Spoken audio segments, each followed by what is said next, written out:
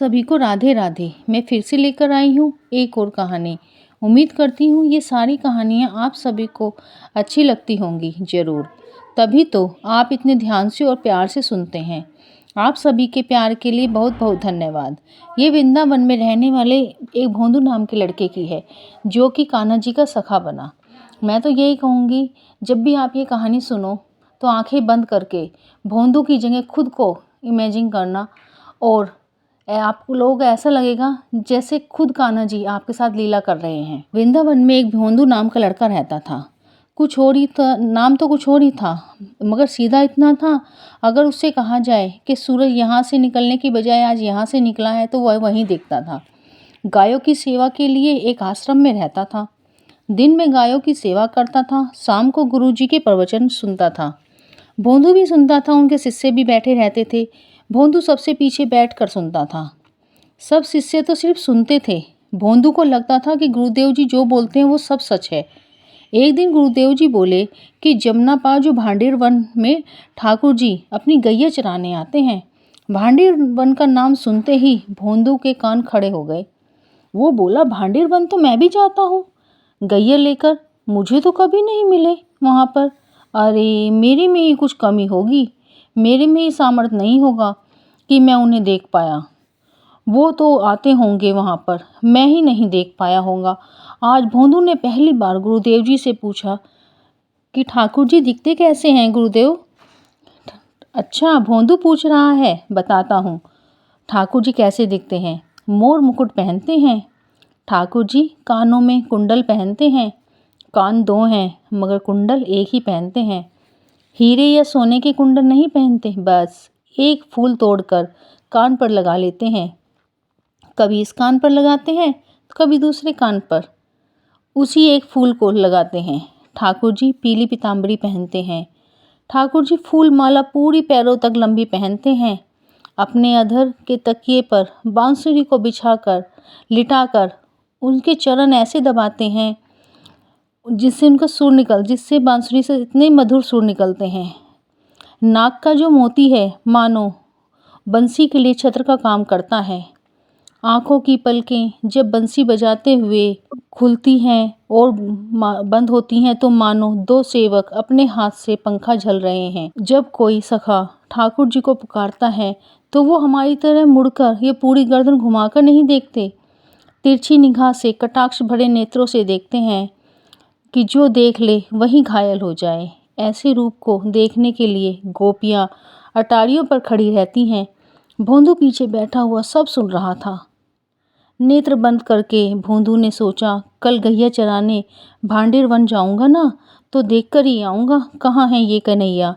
गुरुजी कह रहे हैं तो जरूर भांडेर वन में आते हैं ठाकुर जी। भोंदू गैया लेकर भांडेर वन में पहुँच गया। गैया चल रही थी। भोंदू ठाकुर जी का ढूंढ रहा था, कभी पेड़ों के नीचे, कभी इधर उधर, कभी मिट्टी को सूंघता कि कहीं से चंदन की सुगंध तो नहीं आ रही। गुरुजी बताते हैं कि ठाकुर जी में से चंदन की सुगंध आती है। क्या पता कन्हैया यहीं कहीं हो। इतने भाव से, भोलेपन से और विश्वास से ढूंढता हुआ अगर ठाकुर जी नहीं मिलते तो अपने आप को कोसता, शायद मेरे में ही कोई कमी है, इसीलिए मुझे ठाकुर जी नहीं मिल रहे। ठाकुर जी तो यहीं हैं, गुरुजी की बात गलत नहीं है, ठाकुर जी यहीं हैं। उसके इतने सहज भाव और सरलता पर भोंदू की इतने सरलपन पर ठाकुर जी रीझ गए। इतने में ही भोंदू हताश, निराश, उदास सा बैठा था। खुद को कोस रहा था कि मुझ में ही कुछ योग्यता नहीं है जो मैं ठाकुर जी से नहीं मिल रहा, या ठाकुर जी मुझे नहीं दिख रहे। देखा तो सामने से गायों का एक झुंड चला आ रहा है। भोंदू ने ऐसी गाय कभी नहीं देखी, बिल्कुल अलग गाय। गायों के सींगों में सोना और चांदी मड़े हुए थे। ऐसी सुंदर और तंदुरुस्त गाय। तभी गायों ने बीच में से मार्ग छोड़ा। तभी देखता रहा भोंदू। पीताम्बरी पहने, गले में वैजंती माला पहने, सर पर पाग पहनी हुई है, मोर पंख लगा है, एक कान में कुंडल है, मंद मंद मुस्कुराते हुए कटाक्ष नेत्रों से कभी इधर देख रहे हैं, कभी उधर देख रहे हैं।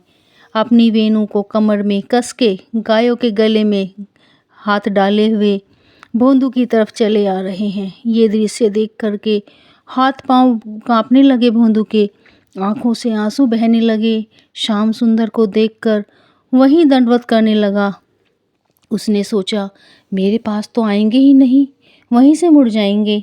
वहां जाकर मैं उन्हें असंज नहीं कर सकता, यहीं से दंडवत प्रणाम कर लेता हूँ। जैसे जैसे प्रणाम करके देखता, ठाकुर जी उसके और पास आ रहे हैं, और पास आ रहे हैं, और पास आ रहे हैं। जैसे ही ठाकुर जी आकर बैठे भोंदू के पास, शब्द नहीं, उसके कोई शब्द नहीं निकला। हाथ पैर कांप रहे थे, उसे कुछ सूझ नहीं रहा था। क्या करूं, इनके लिए क्या बिछाऊं, कहाँ बिठाऊं ठाकुर जी को। अपने आप में भोंदू के गले में हाथ डाले और बोले, क्या नाम है तेरा? भोंदू अपना ही नाम भूल गया। बोला, मुझे याद नहीं, पर प्रेम से सब लोग मुझे भोंदू बुलाते हैं। भोंदू? नाम सुनते ही ठाकुर जी ताली दे देकर हंसने लगे। तेरा नाम भोंदू है? हाँ ठाकुर जी। आपको अच्छा लगा? हाँ हाँ, बहुत अच्छा लगा। आपका नाम क्या है? तू मुझे नहीं जानता? जानता तो हूँ, मगर गुरुजी ने जैसा रूप बताया था वैसा ही रूप है आपका। आप कहीं नंदनंदन तो नहीं हो? हाँ हाँ, मैं नंदनंदन ही हूँ, यशोदा जी का लाला हूँ। भोंदू बोला, भगवान, आज आपके दर्शन हो गए। गुरुजी और बाकी शिष्य को तो आप रोज ही मिलते होंगे, लेकिन मैं ही अभागा था जो मुझे आप आज ही मिले हो। ठाकुर जी बोले, चल बात मत बना, मुझे कुछ खिला, बहुत भूख लग रही है। भोंदू एक कपड़े में रोटी लेकर आया था, गुड़ बांधकर, मिर्च बांधकर लाया था। भोंदू ने 2 रोटी लेकर आया था, एक ठाकुर जी के सामने रख दी, एक अपने पास रख ली। मेरे को भी तो भूख लगी है। ठाकुर जी ने प्रेम से रोटी खाई, गुड़ खाया। भोंदू तो भूल ही गया कि मुझे भी खाना खाना है, वो तो बस ठाकुर जी को ही देखे जा रहा था। ठाकुर जी बोले, और भूख लगी है, ला ये भी दे दे। भोंदू बोला, मुझे भी तो भूख लगी है। ठाकुर जी बोले, चल आधी आधी खा ले, आधी तू खा, आधी मैं खाता हूँ।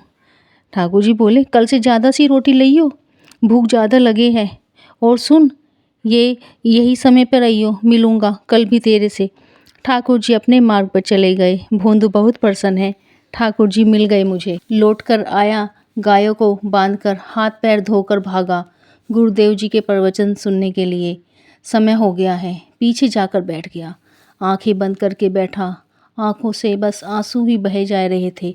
अपने गुरुदेव को प्रणाम करने लग रहा था बार बार कि इनकी वजह से मुझे आज ठाकुर जी मिले हैं। उसने किसी को नहीं बताया, उसे लगा सबको मिलते हैं, भगवान मुझे ही मिले हैं। बहुत दिन बाद दूसरे दिन भोंदू खूब सारी सामग्री रसोई घर से इकट्ठी करके जाने लगा। किसी ने जाकर कह दिया कि भोंदू बहुत सारी सामग्री ले जा रहा है गुरुजी। गुरुदेव वहाँ जाकर कहा, भोंदू इतनी सामग्री ले जा रहा है, कोई भंडारा करेगा क्या? नहीं नहीं गुरुजी, भंडारा तो नहीं करूँगा, वो नंदनंदन आते हैं ना, यशोदा नंदन। अगर आपको ये कहानी अच्छी लगे तो कमेंट में राधे राधे ज़रूर लिखना, लाइक सब्सक्राइब करना अच्छी लगे तो। कल मिलेंगे हम पार्ट 2 में। राधे राधे।